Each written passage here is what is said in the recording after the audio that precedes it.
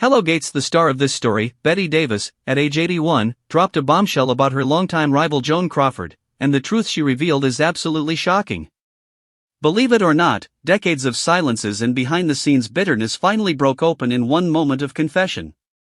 That alone makes this something you can't afford to ignore. What she exposed wasn't just another Hollywood spat, it was a hidden grievance, a secret wound, and a demonstration of power, vulnerability, and legacy all wrapped together. The rivalry between Davis and Crawford is legendary, but what you're about to hear goes deeper than the pinking of shoulder pads or the snide backstage comments. More than one expert says that the tension went beyond competition into something far more personal. Now, you'll learn what Davis finally said when she was 81. You'll understand why she waited so long, what she feared or guarded, and how this revelation changes the story of two of Hollywood's greats. Stay with this, because the hidden truth is coming, and it changes everything. Let's pick this up from the start. Davis and Crawford first collided in the swirling spotlight of Golden Age Hollywood. Both were big names, both wanted control, both resented the other. For years, their rivalry was public, the quips, the press coverage, but also private, unseen barbs, professional undermining, pettiness turned weapon. One of the most infamous flashpoints, the 1962 film Whatever Happened to Baby Jane? On paper a comeback vehicle for both, in reality the set became a battleground. Crawford was reportedly concerned Davis might really hurt her in a physical scene.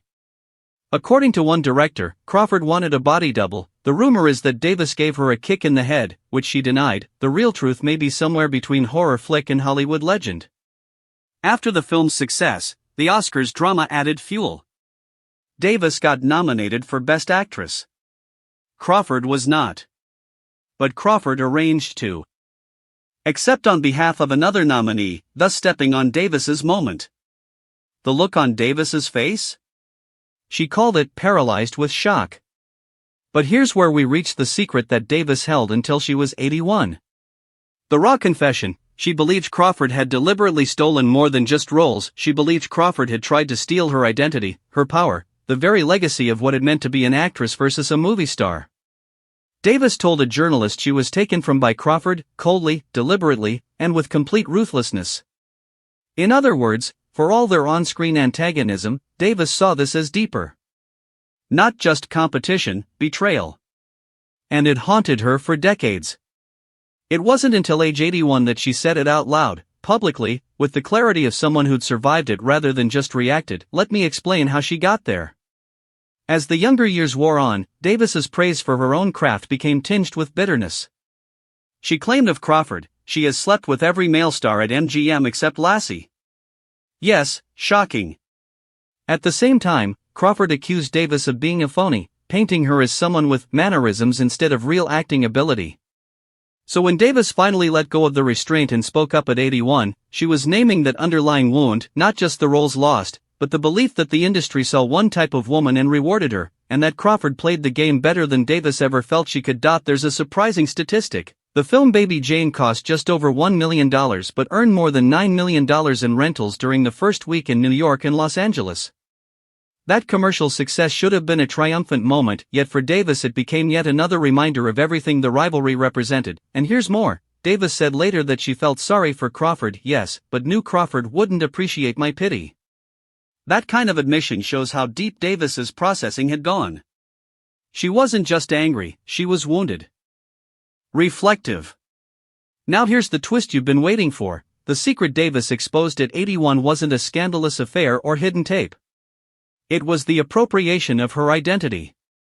She revealed that she believed Crawford built her movie star persona by absorbing what Davis represented: intense, fearless acting, willingness to take ugly roles, embrace real character.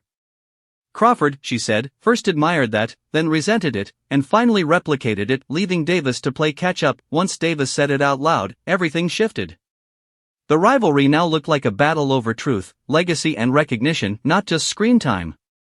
For Davis, speaking that truth at 81 was victory. It's why this matters, why you should care. It's not just Hollywood gossip, it's one woman's lifelong fight for her voice, her art, and her place. And yes, some of you may be thinking, is this just bitter old Hollywood? Maybe. But the pattern echoes today in how women compete for scarce recognition, how one-winner myths are perpetuated, how identity is co-opted. So when Davis says the secret out loud, it resonates beyond 1960s soundstages. Before I wrap up this section, one more cliffhanger. There's a little-known side story where Crawford refused to act in the sequel Hush. Hush, Sweet Charlotte. After just a week, apparently still reeling from how Baby Jane went. Davis had a hand in that decision. Okay, hold that thought. Because what comes next shows how Davis's revelation rippled into her later years, changed how she was remembered, and how Crawford's star, too, was reinterpreted. When Bette Davis finally spoke the truth at 81, what she did was reclaim more than words. She reclaimed her position in history. She asked us to see the rivalry not as trashy tabloid fodder, but as a mirror of artistic legacy, wounded pride, and the cost of being a woman who refuses to fade quietly. Okay, hold that thought. Because what comes next shows how Davis's revelation rippled into her later years, changed how she was remembered, and how Crawford's star, too, was reinterpreted. When Bette Davis finally spoke the truth at 81, what she did was reclaim more than words. She reclaimed her position in history. She asked us to see the rivalry not as trashy tabloid fodder, but as a mirror of artistic legacy, wounded pride, and the cost of being a woman who refuses to fade quietly. If you ever wondered what it's like when a legend quietly holds a secret, then chooses to tell it anyway, this is that moment.